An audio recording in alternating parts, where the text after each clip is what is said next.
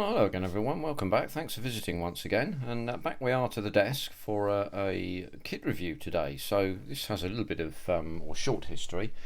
Those of you who read my Substack, which is an alternated collection of bits of aviation history, and more latterly something about tanks as well, which all tens of you have read, and thank you very much to each and every one of you, by the way. I'll leave a link in the comments or in the the bit of the bit below the screen that you can open up where it says more, for example. But I wrote an article about the Miles M52 about a year or so ago, and during that article I thought to myself I said that I would make a scratch build an M52 because it's a fairly simple structure. Didn't get round to doing that, and the reason for the kit review today is because actually a company called Aerocraft Models have made one. It's quite a small box, as you can see. This is 1/48 scale. There is a 1/32 scale version available. I didn't know, and I should have got that one, to be honest with you, but I got the 1/48 scale, and that's fine. But I'm prompted to do a kit review of this because I've just bought it, and slightly unusually it is a 3D printed kit. So it's one of the recent tranche of new full resin printed kits that are beginning to come out now, for which I think there's probably a fairly significant marketplace in the future, and I explore why I think that is in my latest Substack article. But the book you see here, The Gateway to Supersonic Flight, is a book by I think by Captain Eric Brown. He used to be called Winkle Brown in association with a chartered engineer called Dennis Bancroft, who was close to the project. There's the dog making noise. Hopefully he'll be quiet, otherwise we'll have to go and see what all the fuss is. But this details the short and eventful history of the Miles M52, which was the project was discontinued and the jigs were all scrapped when the first prototype was 90% built. It's a rather unfortunate history, to be honest with you, and I'm not I wasn't particularly happy about it, but I want to make the model. So what we'll do is we'll be taking a look today at a 3D printed model. So I'm going to pause for a minute and then come back. Sorry about that, I'm back now. So I had to go downstairs and open the back door for the dog, who wanted to chew a small furry rodent. I think he didn't catch it, and he never does, but there we are. I'm sure it would squeak mightily if he did. So anyway, a 1/48 scale Miles M52, and I think let's take a look at it. It's built in not very many parts, so we'll fetch them out. So we'll just zero out a little bit more. There we go. That's the instructions here, and actually what you get here is a rather splendid little print of the model itself. Looks like that. That's rather good, that, I think. I think I'll do something nice with that. I'm not sure what yet, but we'll roll that back up again and put its bit of tape on it as just there, and keep that carefully somewhere.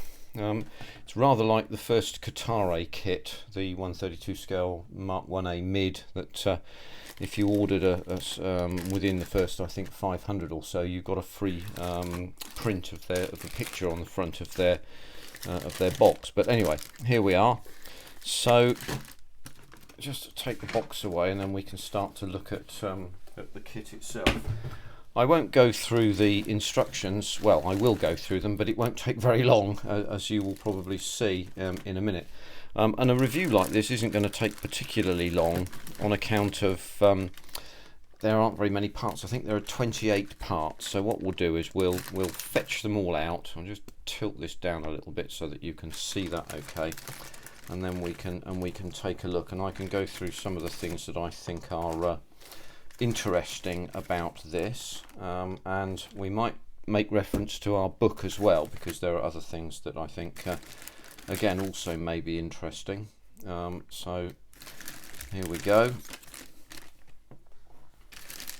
So we've got a set of wings there, and some other bits and pieces coming out of here.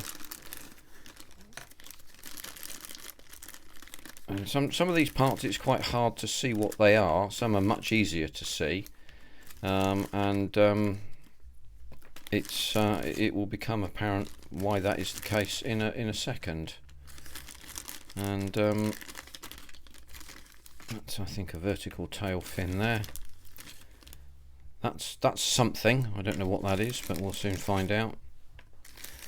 And we'll keep going, keep selecting parts and fetch them out. There's another seat there. And another fin. Oh, so that's the vertical tail fin there. Those are the horizontal stabilizers. There'll be a reason why they are like they are, and we'll talk about that in a second. So it's not often that you can really get the parts of the of a kit all in one here like this, but we are able to do that today. I don't know what they are just yet. We'll soon find out. And these parts here, as you can see, are actually a slightly darker colour. So these are undercarriage components and some pokers of various descriptions, which are slightly bowed. That is a front undercarriage. So what we have is 3 oleo legs here, and what we might as well do is, whilst I've got them in my hand, I'll have a quick look at them. So these are differently coloured in terms of the plastic. So let's see if we can show you that here. Oh yes, that's very visible, isn't it? Yes. So as you can see, it's a darker coloured plastic. Now I don't know why that might be, but we have 3 oleo legs that have been printed off here, and they are detailed right the way down to cables here, which for 1/48 scale is pretty good. But what would you expect other than that in the case of 3D printed components? I would say nothing at all. So those 2 main undercarriage oleos, and that is the front undercarriage oleo. So the M52, as you can see from the picture, let's zero out a little bit here a minute, is essentially a tube with some wheels and a pilot's seat, as it were, sat in the front here.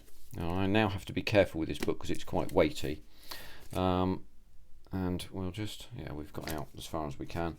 So the pilot sat in a nose cone here, and this nose cone was this item here, and he sat in the nose cone, and the nose cone was detachable in the case of emergency. So what we can see here is this annular ring. I'll get my poker here and try not to throw it around too much. So this is an annular ring here, which allowed the airflow to come in past the pilot's enclosure, the cockpit. It's the correct name for it, isn't it? And the pilot sat in there, but this could be removed, so we can see the annular ring here, and that essentially will sit into there once it's removed.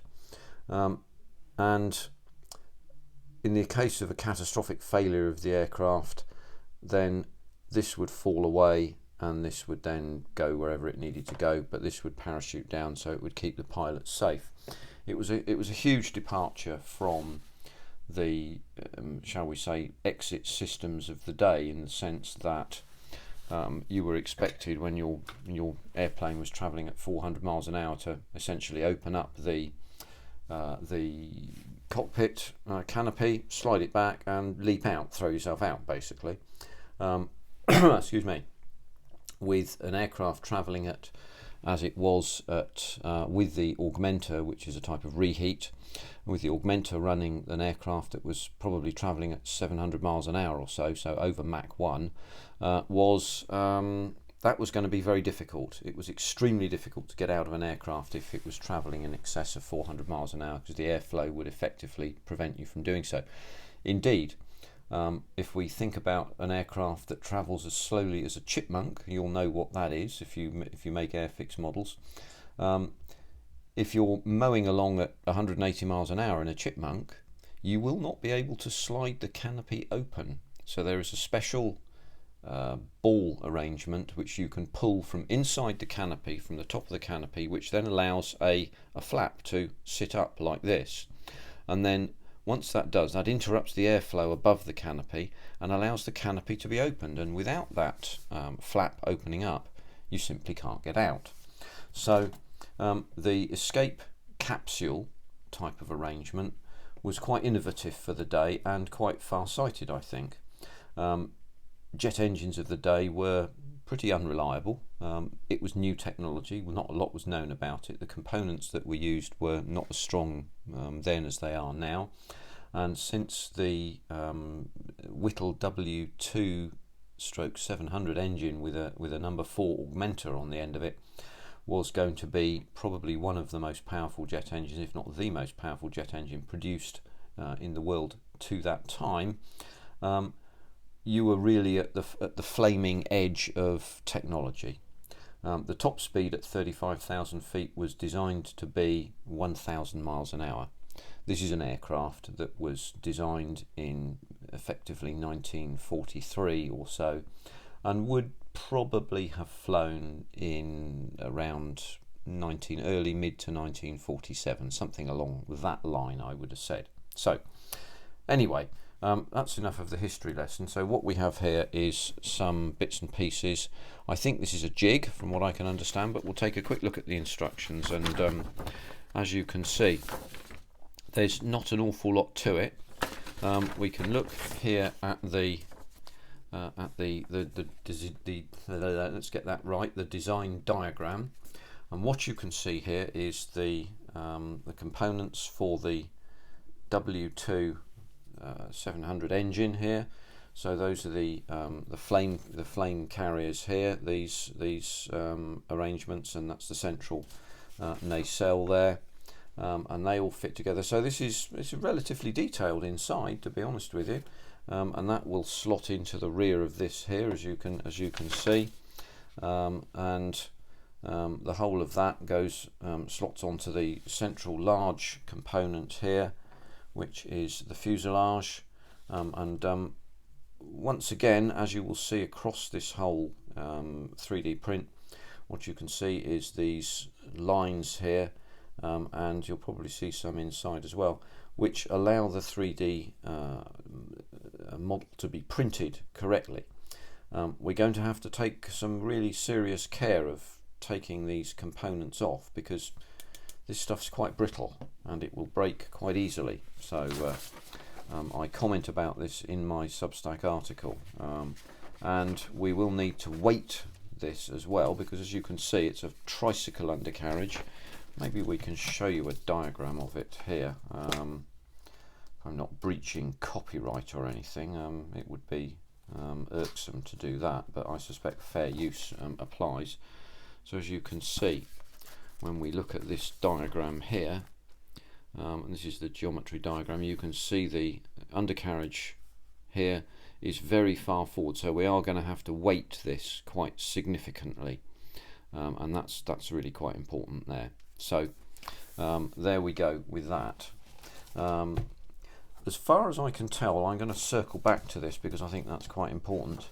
This nose cone represents what's called the number 2 nose cone in the development, and that doesn't mean that it has a sit-down toilet on it.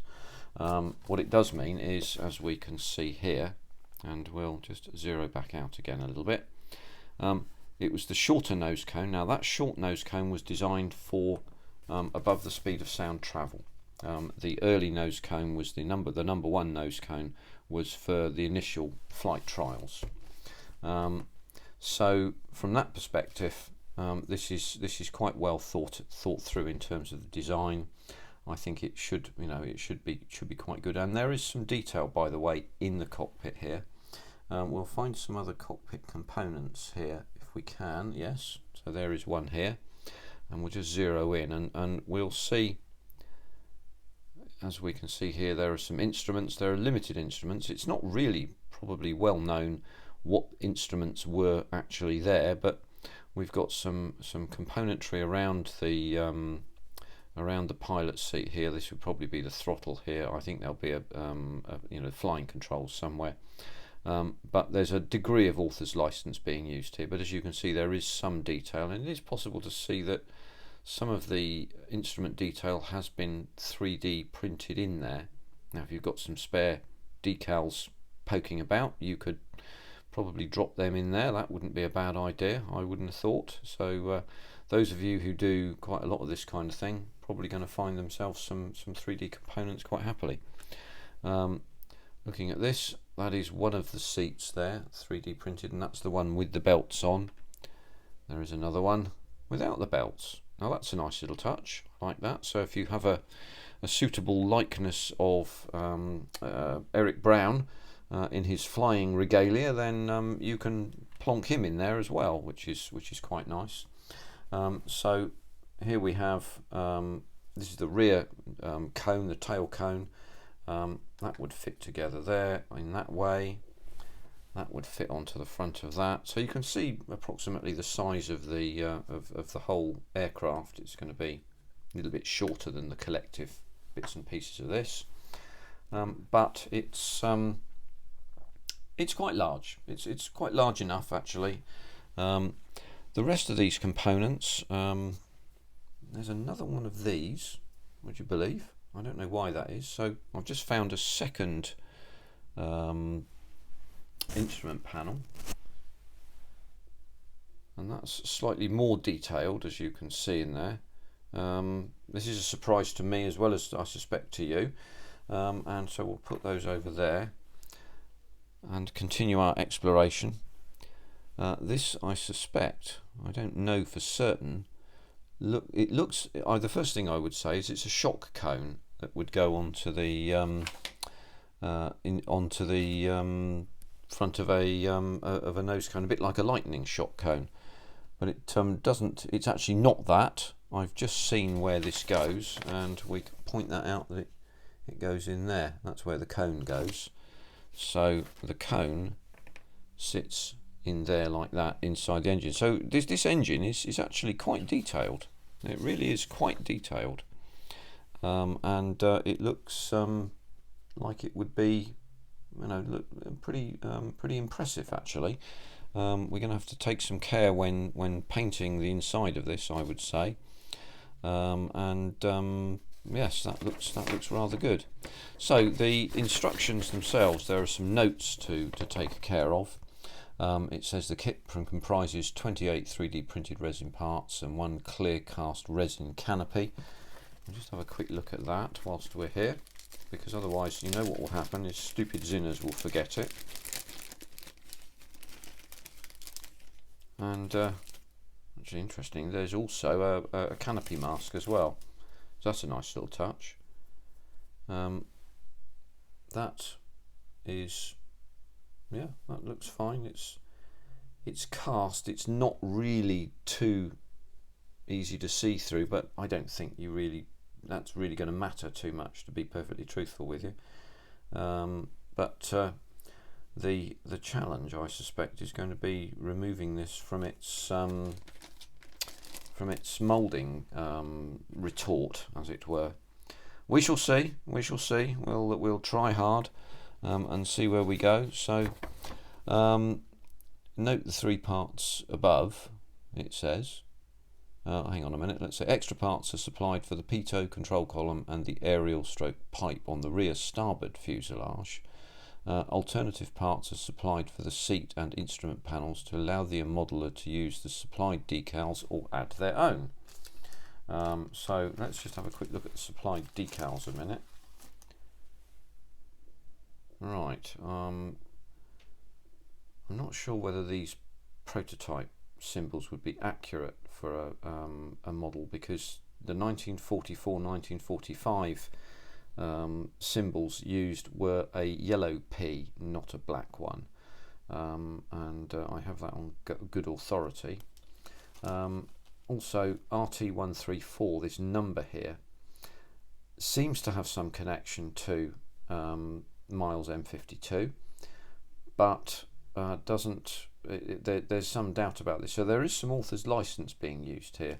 I may dispense with the decals and make my own from the cry cut, which I've done before, I think the effect would be much better, so I'm probably going to do that.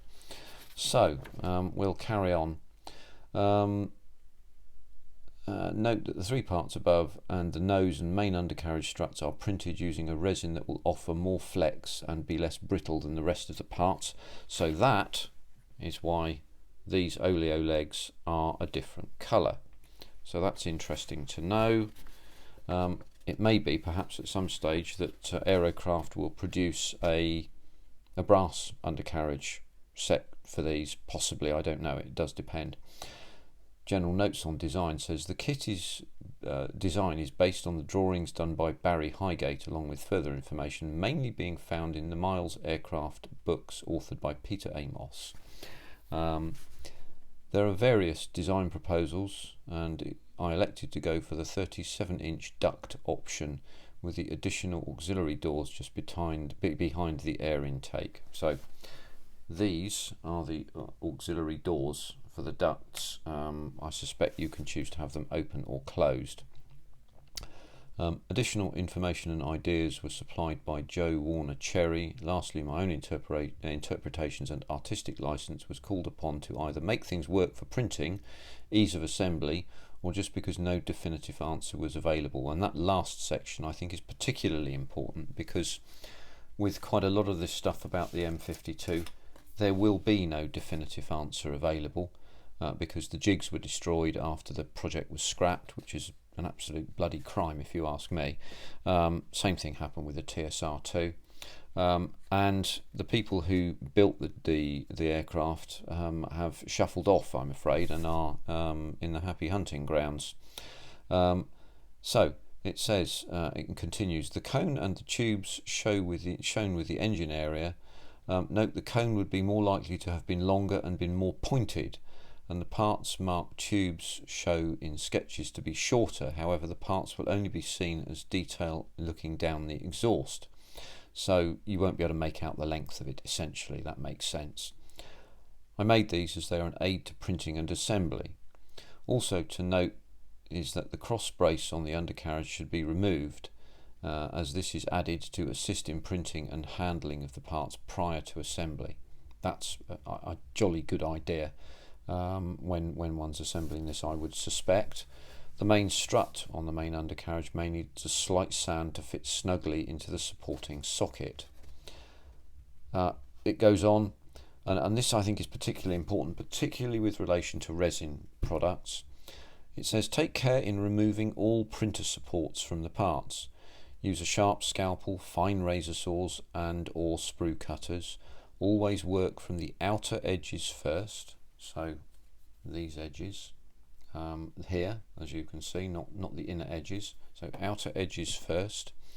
Also always remove and trim any of the supports away from the surface of the model in the first instance. The smaller little pieces that possibly remain can easily be removed once the main structure has been removed. When removing any small printing supports or sanding any print lines on the parts, do not use coarse sanding boards or files, and that makes a lot of sense. The resin, although being brittle, does work easily. Wet sanding can be advantageous. I think that's a great tip there. And exceptionally smooth surfaces can be achieved in preparation for painting. So I think there's some very good advice here. When you're spending for a 1/48 kit the thick end of £50 for this, then you want to get this right. And I'll point out some areas where there are some further modifications to make, I think anyway, to reflect the kit properly. To assist the removal of supports, you can dip the parts in warm or hot water, but do take care, especially on very thin parts, as these could distort. Now, that's something I never really thought about, and it hasn't been mentioned, and I think that's a really good idea, because it is. A neat little trick is, and we'll get these out and just zero in on these so that you can see them. This is the undercarriage wheel, I think the front undercarriage wheel.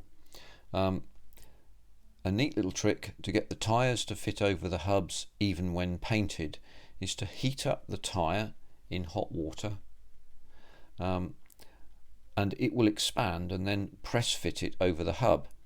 if all goes well, and famous last words they are, let's zero back out again, there we go. If all goes well, and they're famous last words as I said, very little or no glue will be required.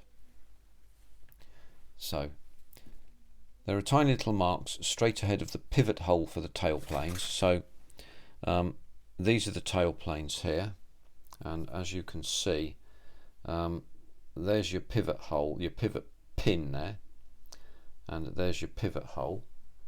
Apparently there are tiny little marks just forward of them, so that's forward there, that's the rear there, because that's where the hot gas comes out. As if you didn't know, hardly even know why I'm saying that to you, to be honest with you. And these can be used as guides to get the tail planes level, or you can measure them off to deflect the tail planes, so you can have the tail planes up or down like that. You would generally have them level, I would say. So tail planes themselves, not like a well, that's interesting, I wonder why you put that in. So I'm just going to point something out here. So these tail planes are what was called all flying tails, but now I see a line here, a panel line here. It does give the impression of an elevator here. The whole tail plane was the elevator, and the reason for that is that transonic and supersonic aircraft cannot use anything other than an all-flying tail. However, be that as it may, I'll take a look at that in a little bit more detail with my special book of words here. You can deflect them, so you can deflect the tail planes. The mark is forward of the hole by 8mm in 172, 12.5mm, so about one and a quarter centimetres. You can just make it out, yeah. Let's get right in on this, and you can see that clearly there now. That's the mark there, so that's 12 and a quarter centimetres. So that allows you to do some lining up, and it's very difficult to see actually until you have it pointed out to you. Nose weight is required, and there's plenty of space provided behind the cockpit and in front of the cone.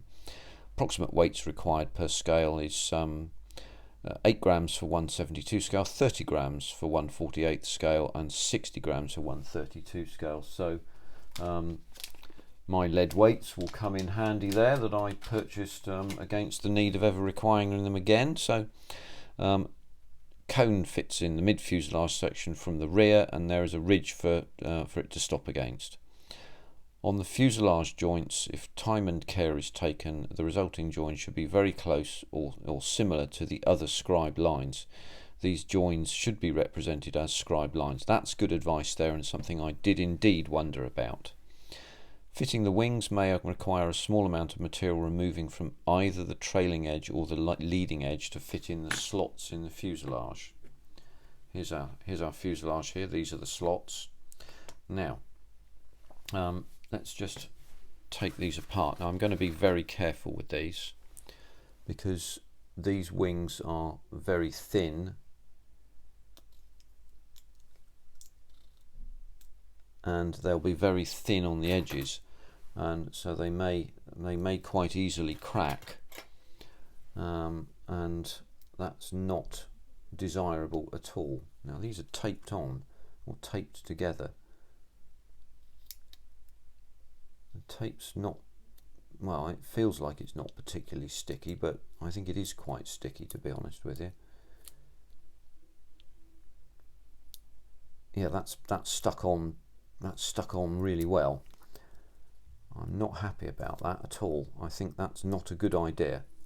So Mr. Aerocraft, if you're watching this, I don't think taping this on is a really good idea at all, because you have to be really bloody careful taking this off. We've managed to get that off now, which is something, so we're on the way. And this is on what I believe, yeah, this is on the trailing edges of both. One, there's a trailing edge of one wing and the leading edge of the other.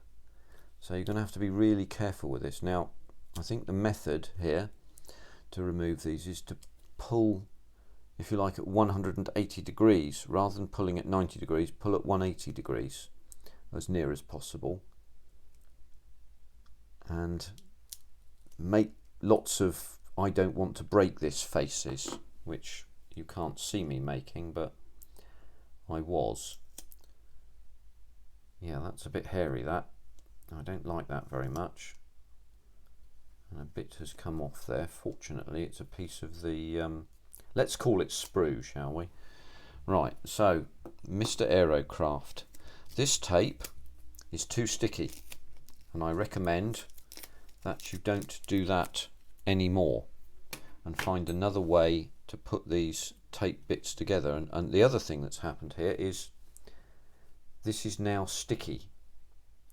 I would point out that these leading and trailing edges will almost certainly not be scale sharpness, because they were very, very sharp indeed, to the point, and here's a small story for you, that these wing sections, these aerofoil sections, were tested in an aircraft, or on an aircraft called the Miles Falcon, which was an advanced, I think, an advanced trainer. Correct me if I'm wrong, I probably am. Nevertheless, the use of these razor sharp wing leading edges caused lots of injuries to people, ground handlers for the aircraft, to the extent that they used to put covers over the top of these so that when people were handling them on the ground they wouldn't cut themselves. That's how sharp they are. The Miles Falcon that had these wings fitted actually became known as the Gillette Falcon for fairly obvious reasons. So this is going to be a real challenge in terms of making certain that these wings aren't damaged, because of course that's the right way up for the wing. These are the first things that people are going to look at. If there's any damage to these at all, then there's going to be problems. But I would say to Aerocraft, I think it's not a good idea to tape these together. There's too much chance of those breaking. In fact, actually just looking at this, zero in on that a minute, right in there. There's a chip out of that there already, as you can see. It's only a little tiny one, and I'm in at 2.9 times mag at the moment. But it's difficult to see what precisely it is. It'll probably sand out. But what I am going to do is to sand these to make them a little sharper. So that's going to need probably 1500 grit stick or something like this to be able to do that. But these should be very, very sharp. So there we are. As I say, so I go back to the instructions here. It says fitting the wings may require a small amount of material. There we go, that's fine, that's no problem. Super glue or epoxy glue will be required for assembly, although PVA is great for small parts or parts that do not take any load. I'm not sure I would use PVA. I'd probably use super glue or epoxy. The one I'm probably going to use is this slow dry stuff from the slow dry cyanoacrylate people, whatever company this is. Oh, Ammo, there it is, right on the front of it. I've used that before. That's quite good, actually. That's quite good, that stuff. So there are some instructions, there are some pictures and so on, and instructions on how to get this all sorted out. I would suggest that probably the first operation is going to be the cockpit, followed by the wing sections and so on and so forth, and then the rest of this. You can see how the jig works here to put the undercarriage legs in. That seems very reasonable to me, and it will of course be extremely useful. There's the canopy there, so we see how this fits up together. Let's just pull that out again and have a quick look at it. Forgive me jumping around, everybody. It's right, okay. So these sections, that's the section that goes in behind the canopy there and fits onto that, and then is aligned with the back side of this here, so it fits together quite nicely. Yes, I think that's going to be an interesting little project, and for the sake of this project, I'm going to go into some detail on it. I think it's definitely worthwhile doing, and I think there will be some interest from people about this, so I'm going to do a build project on this, and I'll do it quite soon too. In the meanwhile, the M52 is an aircraft that is definitely worth investigating. Do feel free to read my Substack article on it. It doesn't go into a terrific amount of detail, but I wrote about the things that were interesting to me anyway. And I have this book, so the Gateway to Supersonic Flight. I'm not going to leave it over the top of this in case I drop the ruddy thing. But this, I think, should be very interesting, and I'm going to present it as a build series, and we'll go through it in some detail. And I hope that you enjoyed this presentation today, and I look forward to seeing you on the build. And many thanks indeed to all those that have subscribed. If this was your first visit and you got here and stayed to the end, well, thank you very much for doing so. I'm very pleased. Do feel free to subscribe. It doesn't cost you anything, but it does help the channel grow. So there we are. Anyway, thank you very much, everyone. Look forward to seeing you on the project, and keep on modelling. Have a good time. Take care for now. Bye bye.